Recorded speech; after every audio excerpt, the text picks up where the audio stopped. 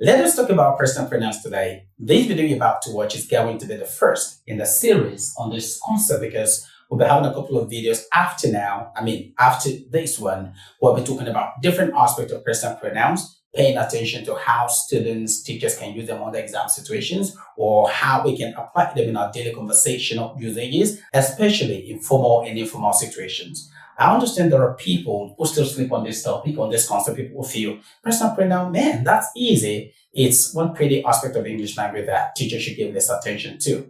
Well, you may be right, but you should understand that we have new people, we have new students who are just learning or just trying to find a way around their English language, around English grammar rules, okay?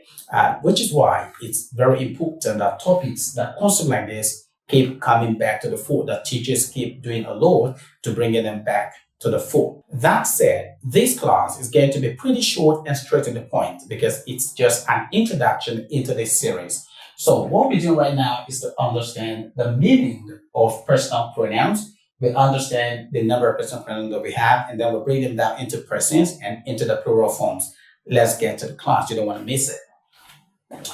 What are personal pronouns? First of all, we should understand that personal pronouns are just an aspect. They are just one group, one aspect, one type of pronoun because we have different types of pronouns, okay? We have personal pronouns, we have reciprocal pronouns, you have reflexive pronouns, you have indefinite pronouns, and the likes, okay? You have relative pronouns. But right now, the focus is on personal pronouns. What are pronouns in the first place? From the word pronoun, if it comes to the pro, what is left is noun, which means pro has a lot to do with noun. Okay, so pronouns are words that we use in place of nouns. We use pronouns to replace nouns. And why do we use pronouns to replace noun? We use pronouns to replace noun in English language to avoid unnecessary repetition. For example, you don't keep saying, Jane is my friend. Jane went to the beach yesterday. Jane likes apple. Jane likes the snow. Instead of you repeating the name Jane, Jane, Jane, Jane all the time, you can replace Jane with a pronoun she. Jane is my friend. She was at the beach yesterday. Jane likes to eat this and because she does. Jane doesn't like it because she doesn't. This and not. You understand that? So pronouns are words we use to replace nouns in the English language to avoid unnecessary repetition of names of nouns. Now let's come to personal pronouns. What are personal pronouns? Personal pronouns are from the word person. There is no way you're going to spell the word personal without spelling the word person. So personal pronoun derived from the word person. So personal pronouns are words, the pronouns that we use to replace nouns, not just nouns that refer to people and things, just those two. That's right, personal pronouns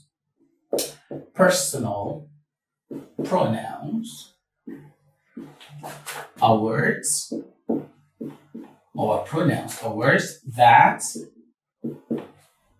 replace nouns. Which nouns? Nouns that refer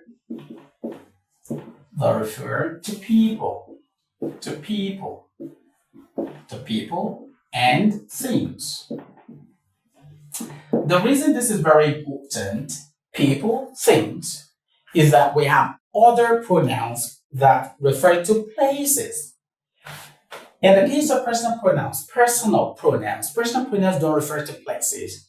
The only thing that they do is that they replace people and things. They don't replace places, okay? So this is the definition of personal pronouns. Personal pronouns are pronouns or are words. Personal pronouns are pronouns. Personal pronouns are words that replace, that substitute nouns. Which nouns are we talking about? Nouns that refer only to people and to things. So let's go to the next aspect of the video and talk about the number of personal pronouns that we have in the English language. There are 7 in all. We have 7 personal pronouns in English language. 7 of them. 7 of them.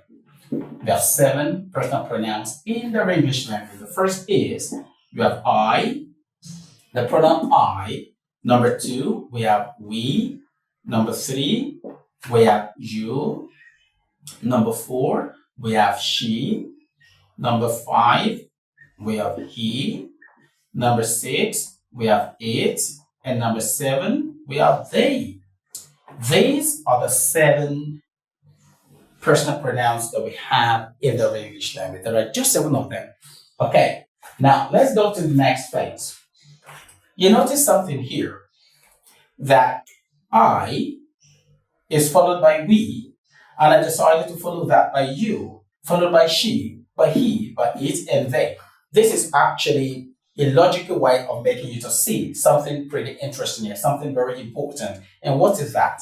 Now, we can group the 7 personal pronouns into the concept of persons. And that, of course, explains that we have 3 types of persons in the English grammar. Okay? So, the first is first person. I and we refer to first person. First person. You refers to second person. Second person. Now, all of these here refer to third person. Third person. Now, before that, I is a singular form of we. You is a second person. Now, you can be a singular person. You can also be a plural person. The singular form of you is you. The plural form of you is still you. I'm talking to you. You, the audience. I'm talking to you. 1, 2. I'm talking to you. And I'm talking to you alone, just one person. So, the singular form of you is you. The plural form of you is also you. Now, she is third person. She is third person. He is third person. It is third person. They is third person.